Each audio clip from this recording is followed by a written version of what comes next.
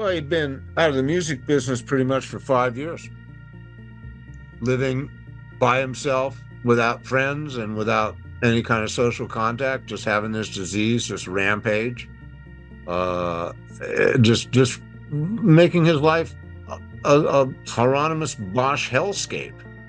And chief among the tormentors was the voice of his mother. And this spiraled out of control over the years. There was all sorts of attempts at treatment, residential treatment and otherwise. And there was a point where he actually was like on the good foot enough to do a tour with Jackson Browne. But he really couldn't hang on to his sanity, and that's the truth. And he knew it, and he had this sense of shame and or guilt or whatever it was. He wasn't going to show people his craziness. That was important. It was also important to play drums. So he played in this little band in a garage for a while. They didn't happen anything, and then another little band. And at the time of his arrest, he was working with some guys in a blues band that had a regular gig on Monday nights in this downtown Santa Monica, and he was pulling down $40 a night for 4 sets. And that was the time where he wasn't besieged. You know, the guys in the band with him had no idea that anything was wrong with Jim. They just thought he was quiet. Dylan called. He wanted Jim to go on tour. And Jim really wanted to play with Bob Dylan. That sounded like just what he needed, but the voices wouldn't let him. And in fact, they made him hang up the phone. And he was furious. So he called Paul Anka. He knew Anka from Bacharach sessions that they'd done together. And Anka had a job for him, a Vegas run. So Jim went out to Vegas to play with Paul Anka for a couple weeks. And he set up his drums for the first rehearsal, the sound check of the opening night. And he hit the drums once. And the voices told him, "You hit it again and you're dead." So he looked at the music director and said, "I have psychological problems and I can't do this." And they got Anka on the phone, and Anka said, "Fine." And Jim went back to Los Angeles, and that was pretty much the end of his professional career. He went into residential treatment almost immediately and had a horrible experience and just was spinning out of control. The voices won't let him stay in any one place. He's moving from Oakwood to the place across the street from Oakwood. These are all sort of temporary residences in the valley near Burbank, and this condo and that condo, this car, that car. He was, then, and not a nice car. He had to sell his Mercedes, and working, no, not working. Seeing his daughter, not so much. No, trying to on occasion, but really, just holding up. And he'd go out to the bar in Burbank called Chadney's every so often. There was sort of a session musician hangout, and sometimes he'd just sit around and have drinks. Sometimes he'd sit in with the band. But there wasn't any music career. It was a struggle every day. How do you explain the reasoning of someone who's mentally ill? But it had not occurred to him to kill his mother. It had occurred to him to kill himself. And that's much more common with schizophrenics. Schizophrenics are rarely violent towards other people, but they're frequently do harm to themselves. And the thought apparently occurred to Jim to kill his mother. And he couldn't get loose of the thought. And as far as I can tell, she was dead in 48 hours. He had planned to relocate to Seattle, where Jim's older brother had an in-law suite mapped out for her. He was a banker and had a wife and stepchild up there. Uh, and she had been living mostly in Tahoe, where she'd had a place. But her partner died, and she moved back to San Fernando for a little bit to take care of his estate and go back into her old house, which she hadn't sold, and was living there. She and Jim were not really in touch at that point, other than her voice in Jim's head. Uh, I don't think they even spoke on the phone. He went by in the afternoon. She wasn't home. And the Osa's screams were reported to the police by the neighbor, and the police responded pretty quickly. It took them a while, but not that long, to finger Jim. They found a letter from Jim's brother that talked about issues, and they found Osa's notebook, which had the things you were reading in it. And then they went over to Jim's house about 6 a.m, and he drained a couple of bottles of vodka after drinking Long Island iced teas at the bar. So I think he had a 3.3 when they put him into the jail, blood alcohol count. I mean, he's so close to unconscious.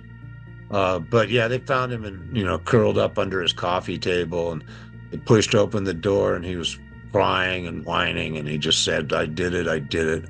I'm sorry I did it, but she was torturing me. You have no idea." So the whole thing was a miscarriage of justice of immense proportions. Again, I mean, the systemic failures that Jim experienced with the medical world, the recovery world, the musical world, and now the legal world. This is just incredible. But the year before Jim went to court, the California electorate, in their great wisdom, had passed some Reagan-era law and order thing that redefined so much about how the justice system could apply sentencing. And one of the things they did was make insanity pleas almost impossible. In order to qualify for an insanity plea in 1983, the standard was you had to not know what you were doing when you did it. And Jim clearly knew what he was doing. So he didn't qualify at all. And he was convicted of second-degree murder, no jury, and the judge knew what the situation was, and he knew that Jim was not responsible for his actions, knew Jim was insane. 6 psychiatrists testified to that effect during the trial, 5 of them for the prosecution. But he knew that Jim didn't have the ability to premeditate his crime. So he gave him a 16-year to life sentence for second-degree murder. It's just not a horrible sentence, really.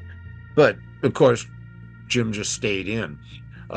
Really, what should have happened is he should have been diverted from the criminal justice system into private mental care, because here was somebody who could actually afford private mental care and be taken care of in the most comfortable and the best ways. But the funny thing, Eric, it's just astonishing to me going through all of this stuff. Jim was the beneficiary of so little compassion and understanding. I get it. I mean, the crime was so horrifying, and it came out of the blue because he'd been so successful at concealing his illness. But really, nobody ever stood back and said, wait a minute, what's going on here? How did this happen? Where did this come from? That's the truth. And nobody did that. I guess Jay Osmond was there, to like just show some sympathy, but that was it. I mean, and the the mechanism of our society, the legal world and the medical world, they totally failed Jim. Totally. Nobody gave him any breaks. To tell you the truth, Eric, as I fell into this, as I got more understanding of the situation and more information, I became very emotionally involved.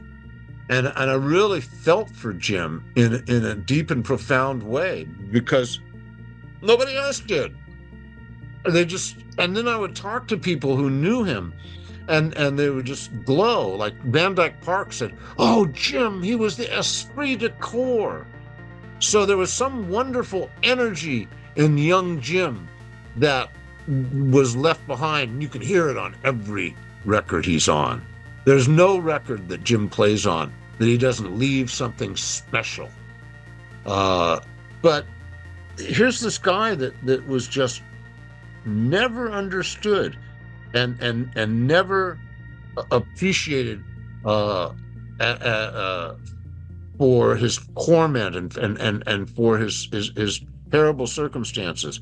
And it completely ruined his reputation. I mean, that's a stupid thing to say. It sounds stupid, but really, this was one of the greatest drummers in rock whose list of credits is unparalleled. And he's been robbed of that reputation by his crime. I'll give you an example. Rolling Stone, that paragon of journalistic excellence, has a list of rock's greatest drummers out there on the internet. And Jim is number 59. Number 58 is Sheila E. Okay? I like Glamorous Life, although I think that's mostly Prince on drums, but she does not rate above Jim Gordon as a drummer. He's a pariah, and as such, he's been robbed of his just accomplishments. And one of the things that the book has done is it has restored Jim's reputation as a musician to a degree. And people look at that playlist in the back and they go, oh my God, he played on The Beat Goes On, he played on Different Drum, he played Mel Torme session. Oh my God, I didn't know he was on Birds Records and Buffalo Spring Records. He was on the first Neil Young solo session. I mean, So, yeah, I mean, he left his mark on music history, and it's an indelible mark. It's something very special. Jim Gordon's name has never come out of Clapton's lips since then. He accepted all those Grammys without saying thanks to his co-author. Jim skipped his parole meetings and made sure that he couldn't be paroled anyway. He would stop taking his meds or skip his talk therapy appointment. He didn't want out. He understood that this was probably the easiest place for him to be as crazy as he was. I think it has already changed the narrative, as you say, that again, the extraordinary accomplishments and the struggle that he underwent to try and stave off this inevitable the triumph of the disease. I'm not sure. It was kind of private, but I was talking with his first wife, Jill, about Jim dying, and it was another horror show. Let's leave it at that. And what she said was she wondered whether Jim won or the Voices won. And she said, I think the Voices won. He was 77. He'd spent half his life in prison. I'm not sure there was help for Jim. Okay? This is a really pernicious disease. And I'm pretty convinced it doesn't get much worse than the case Jim had. When I talk to mental health professionals and describe his symptoms, they're all really impressed. I mean, this is a certifiable person who should be institutionalized and cared for. Clearly couldn't care for himself under any medical conditions. So, no, I'm not really sure. Brian he squeaked by. And it was never inevitable for that. Brian's story's got plenty of tragedy in it, too. I guess Melinda has a lot to do with that. But Brian clearly was not as ravaged by his mental illness as Jim was. Jim was bombarded by a condition the likes of which you just don't rarely see.